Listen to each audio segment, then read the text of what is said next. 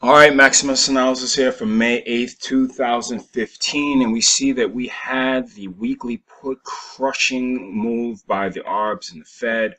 We want to get above 2110, 2115, and then we're looking at around 2160. I would see as a target.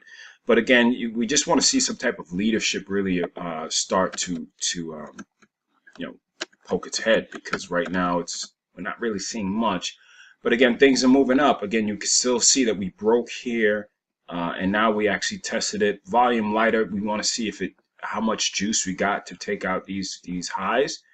Still in the grinding type of move. Again, you can see basically from the beginning of March that it hasn't moved up at all. It still needs to get above these March highs, which it could approach shortly, but just something to be aware of. Granddad's pretty much movement. You can see sideways movement. Again, it doesn't take much to move this. You got Goldman, 3M, Apple, Boeing. You could throw those up there. Basically, Microsoft and other names that you typically say, what the hell are they doing? Were up a lot. And you have the small cap just gave you pretty much a gap up. But this, again, if they follow back down, you're still looking below this 124, which could be that resistance to give you the move to the downside. So just be cautious regarding that. We will look at Apple, and you can still see that it's still in a very, very sideways type of move, and the volume was a little bit up, and it closed near the highs. But it's you see the resolution gap down, and we still are very much down from earnings, about about $7-8, but it could continue to go up. Again, we need to recapture this area, or at least these previous highs, to really get that warm and fuzzy feeling, because it's just been sideways for such a long time. It's been in this consolidation mode pretty much from, again, March. It's been in a range of about $5-6. So we just have to see how that one plays out. Again, Google, this is technically a leadership name, and it gapped up and faded all the way down. So we got to be cautious regarding that. Netflix looks good, increasing volume to the upside. So again, you would not short this at all because it's in an uptrend there.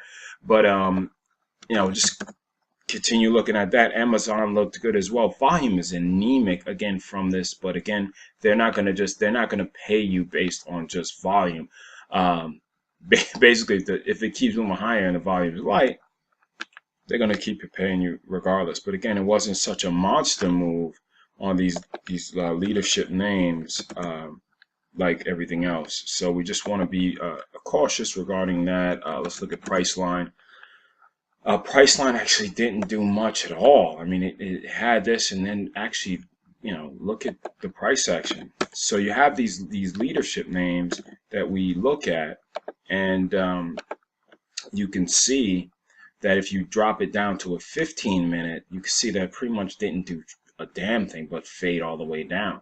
So we just really want to make sure that we're not caught up in them using, let's look at Microsoft, gap up.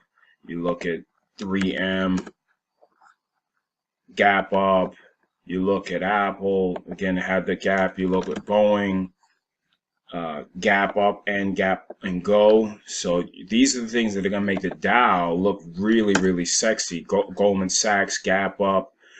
So these are the names, and it only needs those 4 names to really give you about damn near 150 points to the upside.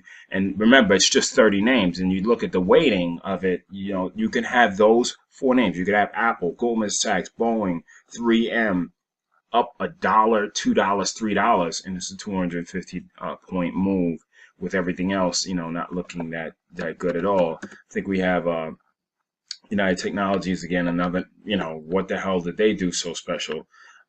Gap up type of thing going on here. So again, let's look at Tesla, last name. And again, I love the company Tesla, but I just want to see what it looks like.